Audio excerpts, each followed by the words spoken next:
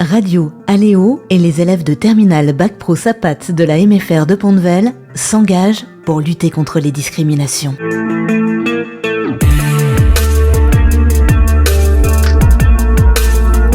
L'EMDR est-elle une méthode efficace pour accompagner les victimes de violences intrafamiliales ? Pour en savoir plus, nous recevons Élodie Poncin, psychologue. Bonjour Élodie. Bonjour. Bonjour. Lors de nos recherches, nous avons constaté que les chiffres des violences conjugales ont augmenté. Est-ce que vous avez eu ce ressenti dans votre cabinet ? Je dirais qu'effectivement, on note une augmentation à la fois des violences conjugales, mais aussi, je dirais, globalement, des violences intrafamiliales. On note quand même actuellement, et ça c'est chez aussi tous mes collègues, une aggravation de toute façon de l'état psychique des patients en général. On traverse, comme on le voit actuellement, une crise à la fois sociétale, politique, environnementale, et ça, forcément, ça a des effets sur tous les citoyens. À votre avis, pourquoi le pourcentage de violences conjugales a-t-il augmenté pendant le confinement ? Faut bien se le dire, on a quand même vécu quelque chose qui était complètement hors norme, qui était complètement fou. Rester quand même confiné, enfermé, isolé pendant plusieurs semaines, isolé de tout le monde, c'est pas sans effet sur la santé mentale. Et du coup, ça a pu aggraver des situations de violence qui étaient déjà existantes. Et puis, ça a pu déclencher aussi certaines violences qui n'étaient peut-être pas là au début. En tout cas, dans le cas des victimes de violences, il faut noter quand même qu'elles se sont retrouvées coincées nuit et jour avec leur bourreau. Ce qui est important de comprendre, je dirais, dans le mécanisme des violences conjugales, c'est qu'il y a vraiment un effet d'emprise. C'est-à-dire que le conjoint violent, il va vraiment chercher à contrôler toutes les parties de la vie de sa victime. Et dans le cas du confinement, là, c'était vraiment, entre guillemets, du pain béni, c'est-à-dire que la victime, elle était là tout le temps. Et donc, elle n'a plus bénéficié, on va dire, des petits leviers, des petites ressources qu'elle pouvait avoir auparavant, c'est-à-dire simplement aller au travail, ou que le conjoint, lui, aille au travail, pouvoir sortir faire ses courses, pouvoir rencontrer certains amis, pouvoir emmener les enfants à l'école. Toutes ces petites choses ont complètement disparu pendant le confinement. Donc plus du tout de levier pour sortir de la situation d'emprise. Ce qu'ont expérimenté à ce moment-là les victimes, c'est l'idée que y a plus de solution. On est coincé, donc on devient complètement impuissant. Et ça, c'est vraiment une chose très très difficile à vivre quand on est victime, cette idée d'impuissance et qu'il n'y a plus d'espoir. Ça vous fait baisser les bras. Comment aller demander de l'aide quand on se dit qu'il n'y a aucun espoir ? Donc ça a vraiment favorisé les violences conjugales. Et puis à noter aussi que quand on est les uns sur les autres dans une grande promiscuité, avec des enfants aussi autour, ça peut aussi favoriser, entre guillemets, les excuses de violence chez le conjoint violent. Donc là, c'était vraiment tous les facteurs réunis pour que la situation soit vraiment explosive dans les familles. On sait qu'il y a plus de femmes que d'hommes qui subissent des violences conjugales. Avez-vous déjà eu des patients de sexe masculin ? C'est vrai qu'en cabinet libéral, pour ma part, j'ai très très peu d'hommes qui viennent pour des questions de violence conjugale. Ceux qui ont pu venir, c'était pour des violences dans le cadre d'un couple homosexuel. Je pense qu'on est quand même dans des représentations aussi de genre dans notre société, dans des stéréotypes qui sont très très forts. Et quand on est un homme, avoir un statut de victime, c'est vraiment des choses qui sont très compliquées à vivre. J'ai pu accompagner plutôt des hommes qui ont subi des choses dans leur enfance et c'est vraiment avec beaucoup de honte et parfois aussi du déni, c'est-à-dire l'idée non, j'ai jamais été victime, il s'est jamais rien passé. Alors effectivement, moi j'invite tous les hommes qui ont pu vivre des choses compliquées à pouvoir oser franchir le cap parce que oser demander de l'aide, c'est quand même faire preuve d'une très très grande force parce que c'est très courageux d'aller demander de l'aide. Avez-vous plus de cas séparés de leur conjoint ou conjointe ou au contraire plus de cas qui ont du mal à quitter leur foyer ? Ça va revenir à ce que je vous expliquais tout à l'heure sur l'idée dans les violences conjugales, il y a vraiment la dialectique, d'un côté l'emprise et d'un côté l'impuissance. Les patients, alors surtout les patientes qui viennent, c'est des patientes qui vont déjà avoir fait le chemin de quitter leur conjoint et de vouloir se soigner, aller mieux. Quand on est sous emprise, c'est vraiment très compliqué d'aller demander de l'aide. Et puis pour un conjoint violent, il n'a aucun intérêt à ce que sa victime aille voir une psychologue, puisque aller chez le psychologue, c'est avoir un espace de liberté, un espace de réflexion. Et comme je vous le disais tout à l'heure, quand on exerce de l'emprise sur l'autre, on n'a aucun intérêt à ce que la victime, elle se pose des questions et qu'elle ait envie de se dire tiens, finalement, il y a peut-être un problème dans la relation. Par contre, quand j'accompagne certaines personnes qui n'ont pas encore franchi la question de la violence, mais qui a quand même des choses difficiles dans le couple, le fait de rencontrer une psychologue, de se questionner, ça permet de se rendre compte que dans la relation, il peut y avoir des soucis. On fait un peu de la prévention aussi pour pas que les choses puissent dégénérer. On sait que l'EMDR fonctionne grâce au mouvement des yeux. Pouvez-vous nous en dire plus sur cette pratique ? C'est une pratique qui n'est pas si récente que ça. Elle vient des États-Unis, elle a été créée fin des années 80 par Francine Shapiro, qui était une universitaire qui en fait a eu un cancer du sein et son médecin lui avait dit ça y est, vous êtes en rémission, mais il faut éviter la rechute. Et donc elle a dit comment on fait ? Il faut éviter le stress. Là elle s'est dit comment on fait pour éviter le stress ? Et comme ça devait être quelqu'un quand même qui avait été assez puissante niveau intellectuel, elle s'est mise à tout rechercher, à essayer de tout comprendre, toutes les thérapies qui existaient pour éviter le stress. Elle se connaissait bien. Et puis un jour qu'elle marchait dans un parc, elle avait des soucis en tête et en sortant du parc, elle s'est rendue compte que ses préoccupations avaient disparu. Donc elle s'est dit mais qu'est-ce qui s'est passé ? Qu'est-ce que j'ai fait ? Elle a réfléchi et elle s'est rendue compte que quand elle se promenait, elle faisait des mouvements, elle regardait de gauche à droite et elle s'est dit mais tiens, est-ce que ça n'a pas un effet ? Donc elle a couru vite parce qu'elle était universitaire, elle a vu des petits étudiants et elle leur a dit allez, pensez à quelque chose de difficile. Et fait des mouvements, et puis petit à petit, il y en a qui ont dit moi j'arrive pas à faire des mouvements tout seul, donc elle leur a fait faire avec les doigts, suivez mes doigts. Et puis elle s'est rendue compte que ça fonctionnait. Bien sûr, elle a développé cette technique, il y a eu beaucoup de recherches, et elle a travaillé avec des vétérans du Vietnam qui revenaient de la guerre et qui souffraient de stress post-traumatique. Donc on est dans le stress post-traumatique, on va avoir des flashbacks envahissants, on va avoir des cauchemars, on va avoir de l'irritabilité, vraiment on est transformé dans un espèce de tunnel où on a l'impression de ne pas pouvoir s'en sortir. Et malgré le fait que ces vétérans aient souvent fait beaucoup de thérapie, elles n'arrivaient pas à se sortir de ce cycle infernal. Et avec l'EMDR, effectivement, elles ont pu traverser et retrouver, je dirais, ce qu'on appelle un peu un état de base de ce qu'elles pouvaient être auparavant.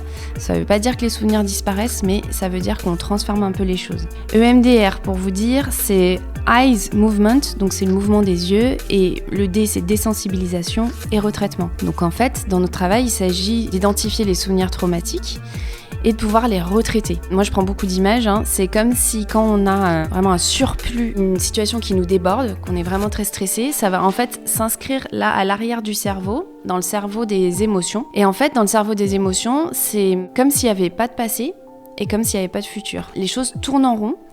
Et ça reste comme si c'était au présent. C'est-à-dire qu'une personne traumatisée, elle va vous raconter ce qu'elle a vécu et elle va pleurer et ressentir les émotions, même parfois ressentir des odeurs, comme si c'était en train de se passer. Donc avec le MDR et avec le mouvement des yeux, il y a plein d'hypothèses sur pourquoi ça marche. On ne sait pas encore exactement pourquoi ça marche, mais on se rend compte qu'après, dans les IRM, le souvenir, il vient s'enregistrer là, devant, dans le cortex frontal. Et c'est là où on va avoir les souvenirs qu'on peut venir récupérer et dire moi dans ma vie, il s'est passé ça, j'ai eu ça. Et on va pouvoir se dire ça c'était au passé. Pourquoi est-elle plus efficace qu'une autre méthode ? J'aime pas forcément comparer, dire qu'il y a des choses qui sont plus efficaces que d'autres, mais c'est vrai que le MDR, du coup, il y a eu quand même beaucoup d'études parce qu'il y avait quelque chose qui était assez, on va le dire comme ça, qui paraît assez magique. Il a fallu un peu montrer que ça fonctionnait. En tout cas, c'est maintenant une technique qui a vraiment fait ses preuves et qui est recommandée par la Haute Autorité de Santé et puis par l'Organisation mondiale de la santé, notamment dans le stress post-traumatique. Et dans le deuil, c'est des choses qui sont aussi utilisées, notamment comme il y a pu avoir sur les différents attentats. C'est une technique qui est vraiment utilisée pour très rapidement faire disparaître les symptômes du stress post-traumatique. En moyenne, quelle est la durée d'un traitement EMDR ? Ça va forcément dépendre du patient. Il existe plusieurs états de stress post-traumatique et il y a le stress post-traumatique simple, on rencontre assez peu, mais c'est quand on va avoir justement un seul événement. Ça va être, on a vu un accident, on a été victime d'une agression. Ça peut aller très vite en 2 ou 3 séances. Et puis, il y a tout ce qui va être le stress post-traumatique complexe, c'est-à-dire si on a, dans son enfance, été témoin de violences conjugales, si on a été soi-même victime de violences. Donc, plus il y a de couches de traumatisme, plus c'est long à traiter. Qui décide d'appliquer cette méthode, vous ou le patient ? C'est toujours à 2 qu'on réfléchit, c'est-à-dire que, évidemment, en tant que psychologue, on n'impose jamais rien, surtout pas à quelqu'un qui a vécu des traumatismes. Parce que quand on vit un traumatisme, c'est toujours qu'on se sent seul, qu'on perd complètement le contrôle de la situation. Donc moi, mon travail, c'est de redonner du contrôle au patient, qu'il puisse savoir que dans l'espace de travail, c'est lui qui a la télécommande. Je le dis toujours, c'est vous qui avez la télécommande. Donc on décide ensemble. Moi, j'expose ce que je pense qui pourrait être pertinent. Je leur dis voilà, si vous voulez, il y a la thérapie EMDR, mais sinon on peut utiliser d'autres choses. Et c'est le patient qui est maître à bord et qui décide. Et parfois, moi, je peux dire non, là, je pense que c'est pas le moment de commencer parce que en ce moment, vous êtes beaucoup trop fatigué. Faut d'abord qu'on mette des ressources de côté pour pouvoir se mettre au travail en EMDR parce que c'est un travail qui peut être aussi très fatigant. Pouvez-vous nous donner quelques exemples de cas pour lesquels cette méthode a été très efficace ? Moi, ça fait pas si longtemps que ça que je suis formée en EMDR, mais j'aime vraiment travailler avec cette méthode parce qu'elle est très surprenante et j'ai justement beaucoup de personnes qui vont beaucoup mieux après. Mais je pense à une jeune fille qui souffrait vraiment d'un stress post-traumatique parce qu'elle avait été victime d'une agression à l'arme blanche. Quand elle est venue à mon cabinet, c'était une jeune fille qui pleurait toute la journée, qui se maquillait plus, qui sortait plus, qui voulait plus appeler ses amis. Au bout de 2 séances, quand sa maman l'a raccompagnée au rendez-vous, elle a pu me dire ça y est, j'ai retrouvé ma fille. Elle ne pleurait plus, elle avait plus ses flashbacks intrusifs, elle faisait un peu moins de cauchemars et puis elle s'est remise à se maquiller et elle a pu retourner voir ses amis. Voilà. Est-ce qu'il peut y avoir des effets secondaires ? Si oui, lesquels ? Comme c'est une thérapie qui est très puissante, c'est quelque chose qu'on doit manier avec beaucoup de soin. Alors maintenant, vous allez voir, c'est assez à la mode parce que comme ça marche bien, les mouvements oculaires, il y a des gens qui vont se lancer en thérapie mouvement oculaire puisqu'ils n'ont pas le droit d'utiliser le terme EMDR. Il faut faire extrêmement attention, c'est-à-dire qu'il n'y a que les psychologues et les psychiatres qui peuvent être formés, diplômés en tout cas en EMDR avec une certification qui est une certification européenne. Pourquoi ? Parce qu'on a besoin d'être vraiment formé en psychopathologie, de bien connaître ce qu'on appelle la dissociation. C'est-à-dire que quand on est victime, pour se protéger, et c'est vraiment quelque chose qui est nécessaire, et parfois on se déchire en 2, c'est-à-dire qu'on se coupe de soi. C'est souvent que les victimes, elles disent j'étais à côté de moi, j'arrivais plus à bouger, je pouvais plus rien faire. Et c'est une façon de se protéger. C'est comme si on sort de son corps. À la fois, ça protège, mais à la fois, c'est quand même très compliqué pour le psychisme de se diviser en 2.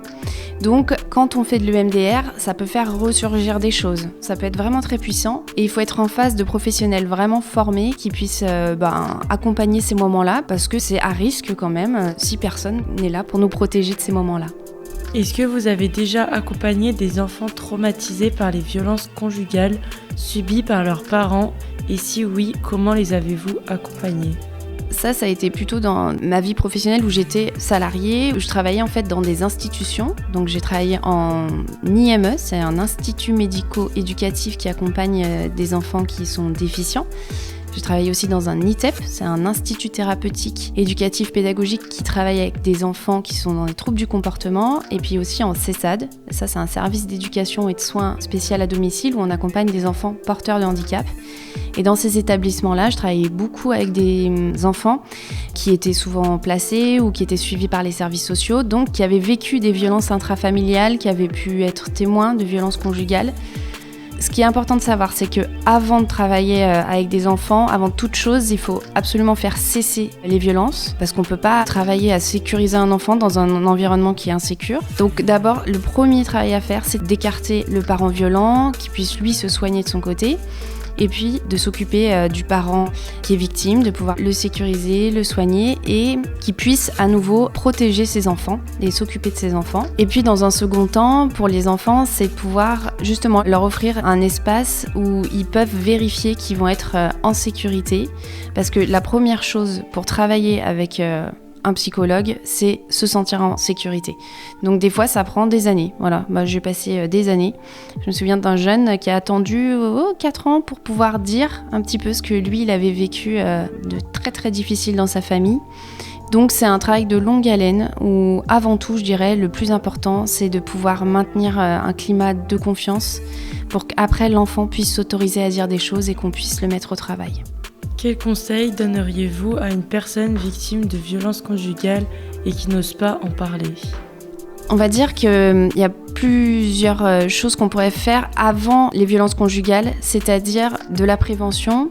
Pour les personnes qui quand même se posent des questions sur ce qui se passe dans leur couple, pas hésiter à aller sur internet. Là, il y a un outil qui existe maintenant, ça s'appelle le violentomètre. Ça permet de voir un petit peu où on en est dans sa relation. Et si on est au vert, tout est bien. Si on est au orange, on se dit bon, tiens, qu'est-ce qu'on pourrait mettre en place ? Comment on pourrait faire certaines choses pour passer au vert ? Et puis si on est au rouge, là, c'est vraiment aussi pouvoir aller demander de l'aide pour se faire aider parce qu'il y a quelque chose qui ne va pas dans la relation. Après, pour les victimes, il faut savoir que de toute façon, parler, c'est une chose extrêmement difficile. Les personnes, elles vont avoir peur de parler pour tout ce qui est la question des représailles des conjoints violents, et ça peut être aussi à juste titre parce qu'il y a des conjoints qui sont violents, et s'il y a une question de séparation, c'est des moments qui sont extrêmement tendus et qui peuvent être dangereux. J'invite les personnes à essayer de repérer dans leur entourage. Ça peut être un proche, ça peut être un collègue ou une collègue, ça peut être professionnel de santé, avec qui on sent qu'on peut avoir confiance et avec qui on peut commencer à se confier. Et les personnes qui reçoivent les témoignages aussi de personnes victimes, c'est surtout expliquer, être prévisible et dire voilà, ce que tu dis là c'est grave, je crois qu'on peut pas le garder, il faudrait faire en sorte que ça s'arrête.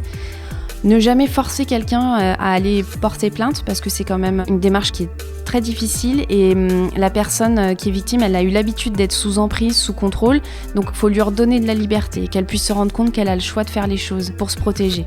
Quoi qu'il en soit, les personnes qui sont dans ces situations, c'est des personnes, il ne faut pas qu'elles oublient qu'elles sont très courageuses, elles sont très diminuées au niveau de l'estime d'elles-mêmes, elles ont l'impression souvent d'être nulles, que ça peut être de leur faute, et ce qui est important de se dire, c'est que c'est jamais de votre faute, et que vous avez beaucoup de valeur et qu'on pourrait faire stopper les violences et aller mieux, vous verrez que vous êtes des personnes extrêmement fortes.